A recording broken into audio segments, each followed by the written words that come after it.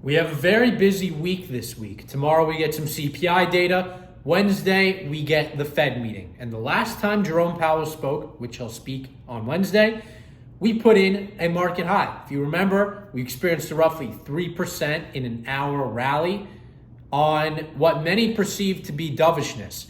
Now, we obviously were short going into that. It forced us to really test our thesis.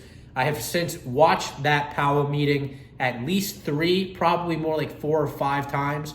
I've dissected it. I've looked at the words verbatim, and I've concluded that meeting was actually quite hawkish.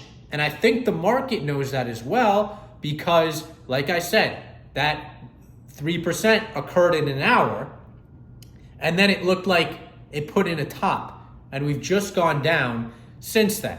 Now, today is a quite strong day, but we're going to take a look at things bigger picture, put together some pieces, and give us much more clarity on where things are going. So we're obviously experiencing quite a strong bear market rally. It's in double-digit territory, got as much as 15%, I believe, at the peak. And it has been particularly strong in the Dow, at least proportional to where everything else is. You've seen the S&P 500. It peaked right on that trend line since the beginning of the year. The NASDAQ coming in a little below, the Dow coming in a little above. We've seen bear market rallies happen this year. Obviously, you've seen those peaks, but we've seen disproportional bear market rallies occur in the Dow, and guess what? In a very important and notable Dow component, Apple stock. Apple, from I believe it's June lows, saw a tremendous bear market rally.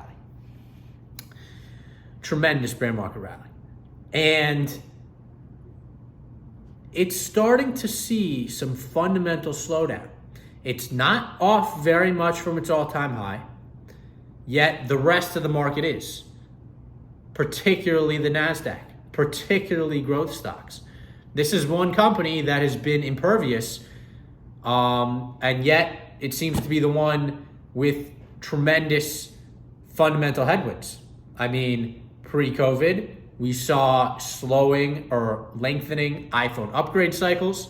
We're now seeing impediments to the iPhone upgrade cycle itself with the slowdown in production of iPhone 14s. There was this thesis that, Apple's for the higher end consumer, so they'll stay strong. Well, it looks like they're not even able to deliver for the higher end consumer. So where's the higher end consumer going to make up for the lower end consumer in the cheaper iPhone models that we were hoping for?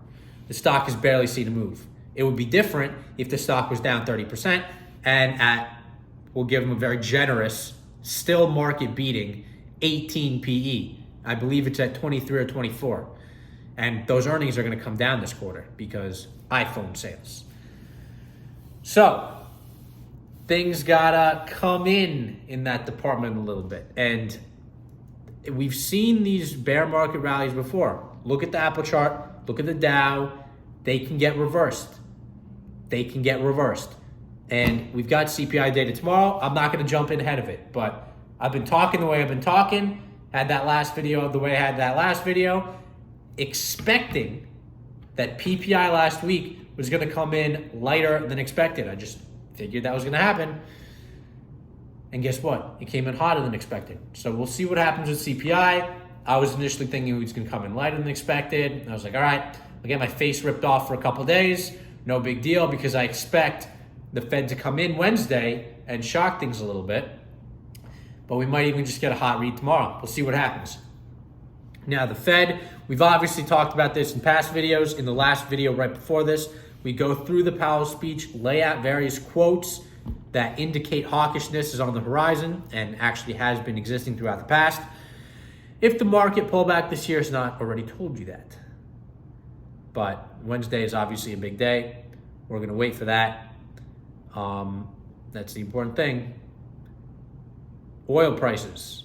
Now, we've obviously seen a tremendous pullback in this, but I think this is a very important area of the economy. We've had SPR releases. We've had Iran possibly coming onto the market that has been going on for months. is looking very much like it's not going to happen. So you've got the SPR coming off, SPR. You've got China coming online, and you've got a tremendously low price, which is going to be stimulative to demand. It doesn't seem good for a price at the pump in the long run. In the short run, yeah, $2.50, $3. It's great, isn't it? I don't think it's going to last very long. We'll see what happens, but my assumption is prices will go up.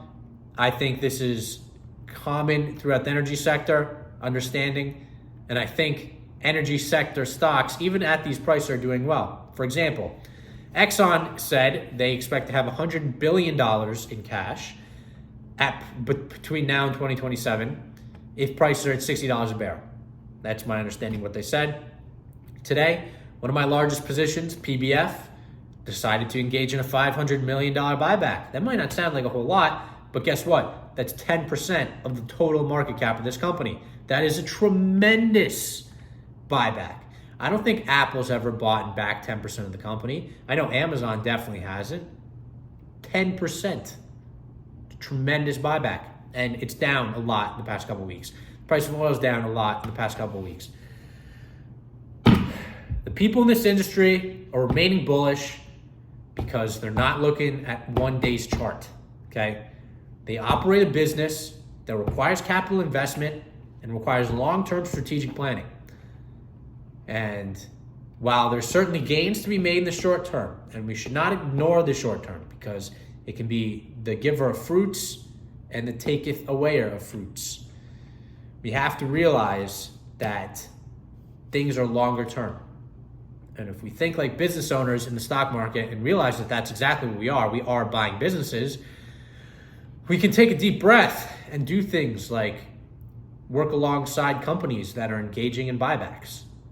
So that's today's video. And until next time, peace out.